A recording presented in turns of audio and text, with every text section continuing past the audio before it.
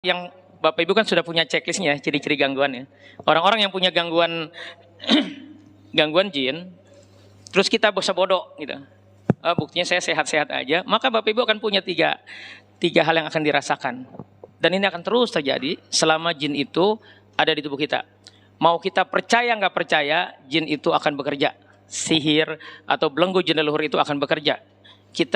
Dia nggak butuh kita yakin dulu, nggak.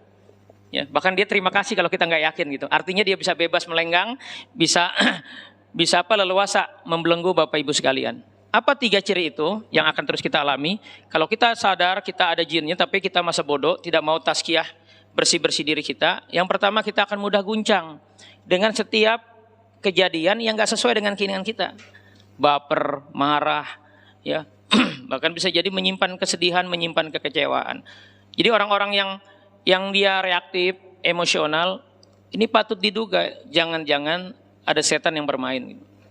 Karena kalau dia sudah bisa membelenggu jiwa kita, maka jiwa kita akan tegang, akan terkotori, mudah untuk memiliki emosi negatif. Itu yang pertama. Yang kedua, kita akan punya penyakit degeneratif. Karena kata Rasulullah, setan-setan itu yang dari golongan jin itu bisa masuk ke tubuh kita, ngalir di darah kita, dan dia mengotori darah kita. Dan banyak kasus penyakit degeneratif itu sebenarnya adalah karena ada rijas syaiton, ada belenggu setan dari golongan jin di tubuh kita. Mau itu penyakit diabetes, kencing manis, kanker, tumor, bahkan stroke. Ya. Nah, kita kan selama ini karena belum paham, ya, akhirnya mengabaikan aspek ini, gitu. Aspek tazkiyatun nafs. Bagaimana kita memutus semua belenggu jin itu dan mengembalikan sukma-sukma kita. Itu yang kedua.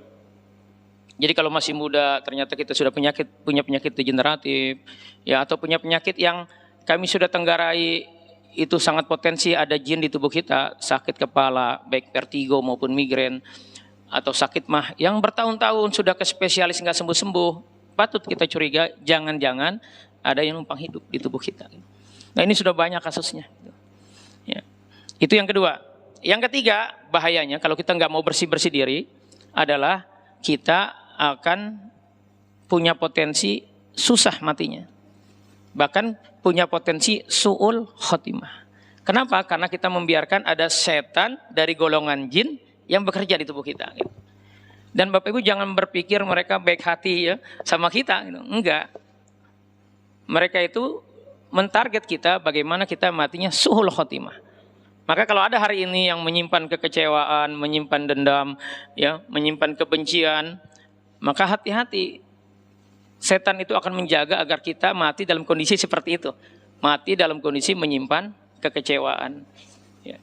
Padahal nikmat Allah begitu banyak, ya, punya suami yang ganteng, baik, punya istri yang cantik, soleha, punya anak, ya, yang Masya Allah berbakti, itu nggak akan kita nikmati, kita syukuri ketika kita menyimpan tadi emosi-emosi negatif itu. Ketika keberadaan mereka kita biarkan di tubuh kita. Jadi kalau hari ini belum diuji, ya itu mungkin karena memang belum saatnya.